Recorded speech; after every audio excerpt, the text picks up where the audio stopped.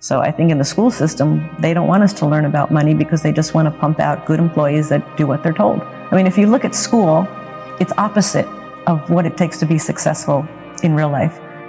Don't make a mistake. Do as you're told. Take tests by yourself. Don't cooperate. Do it by yourself. Do it on your own. And the last thing was, there's only one right answer. No, there's tons of answers to a problem. So you come out of school scared to death of making a mistake. You do everything on your own. You don't cooperate. There's no synergy. There's no brainstorming. And there's only one right answer. Everybody wants to get the right answer. There's no one right answer. So I think people come out of school paralyzed. I think the school system is criminal in that it kills a child's spirit of learning. You know, a child goes into school all excited about, yeah, I'm going to learn and it's going to be great. And then the teacher says, sit down and shut up. Don't talk. We don't care what you're interested in. Did anybody in school ever ask you, did a teacher ever ask you, Brian, what are you interested in? I never did. I never did. So they just teach you what they want to teach you instead of finding out what the child is interested in and teaching to that. So I think kids come out of school scared to death of making a mistake. They come out paralyzed. They don't know what they want to do because their spirit and their creativity has been crushed inside of them. So you almost have to do a whole reprogramming once you get out of school so you can find out what it is that excites you, what it is that where your passion is. The school system is actually teaching people to be poor. The school system will never teach you about money. The school system was designed to teach you to be an employee or a doctor or a lawyer, a specialist, but never about money. My father was the head of education, PhD, all that stuff. I go home and ask him, said, why don't we learn about money in school?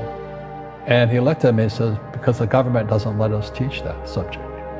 The government tells us what we can teach and what we can't teach.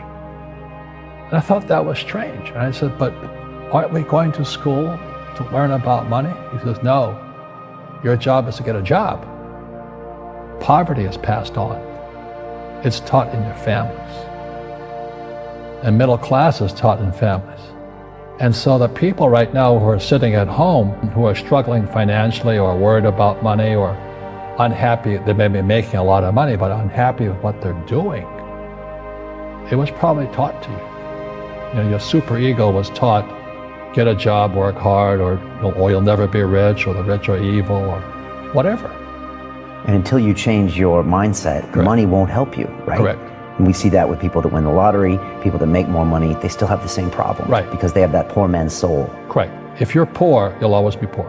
That's really hard for people to Yeah, understand. the money will disappear that fast. Just like most pro athletes, they make millions of dollars, and 65% are bankrupt 5 years later. It's because they come from poor families. Now you tell them that, they get very angry at you. It's not, it's the rich fault. It's you guys ripped me off, and government ripped me off.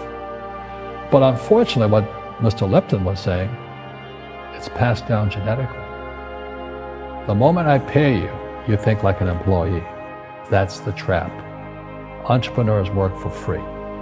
The moment you accept the paycheck, your brain goes dead. As long as you're hungry, you'll think. You see people say, well, why don't you give the poor money?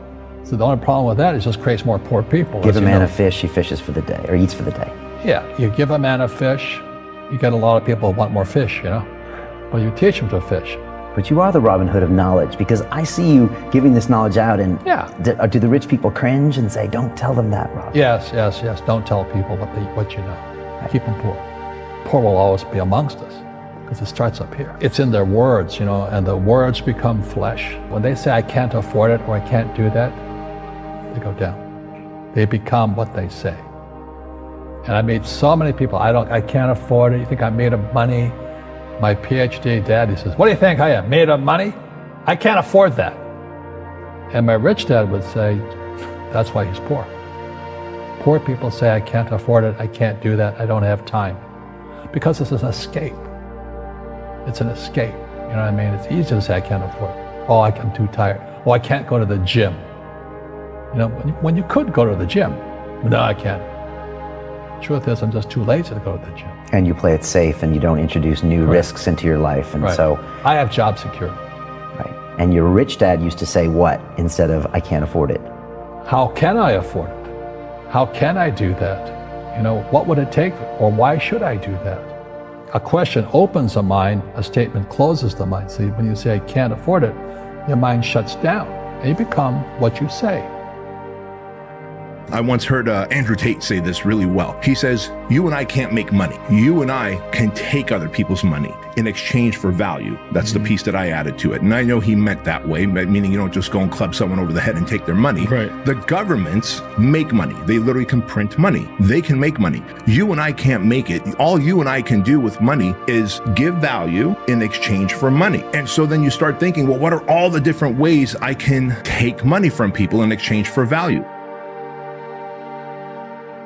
So money ignorance or financial ignorance keeps people broke and dependent. And that is what the opposition wants. The opposition wants humans to be dependent on them. Big government grows, pharma grows, technology grows, like the big social media platforms grow. The media companies grow when they fearmonger, when they are working you and taxing you, and they're hitting you with inflation, which is just another tax, by the way. And so when people are money ignorant, and the reason people get money ignorant, is because they grow up in households that tells them go to school, get a job, and work and save. And so they're part of the workforce. That worked in the 50s, even in the 60s, possibly in the 70s. But now it's become a two-income household. And now the government has gotten so big and bloated that they're hitting you with Social Security tax, payroll tax, they're hitting you with inflations, they're hitting you with tax at the gas station, they're taxing the food that you buy, the products that you buy, the money that you make, they're taxing you at every level.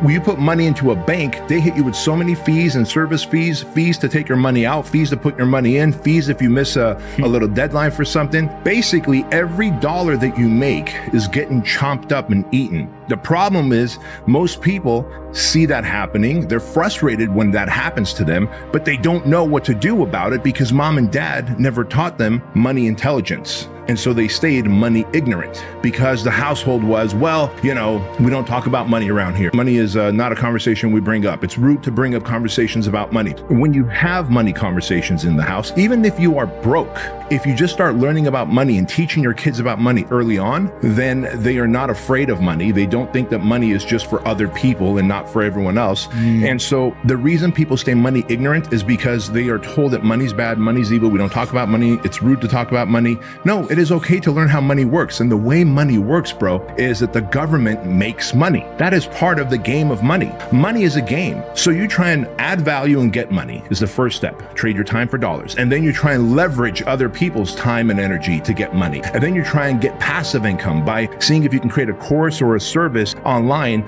that you can sell around the clock, to get money. And then you take some of the profits that you got and use financial discipline. Instead of buying shit that's out of your budget that you don't need, you invest it in housing, right? Everybody needs a place to live. You invest it in housing, and you can invest it in different funds where you can get 9, 10, 11, 12% interest back on every dollar that you put in there, right? So multi-unit, single unit houses, etc., apartments.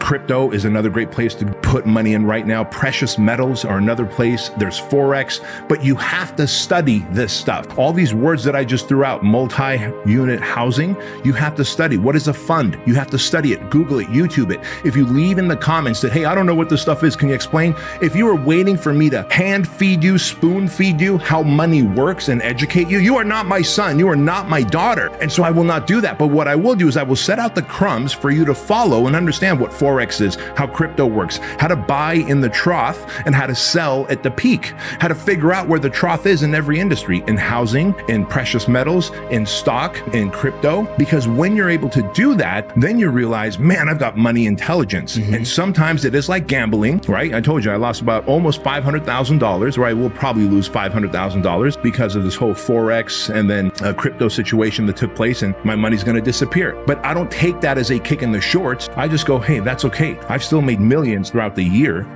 And so I'm going to count that as a loss. I'm going to write it off on my taxes, and I'm still going to keep buying crypto now that it's in the trough for sure. And I do know that it's a long-term play, and that is how money works.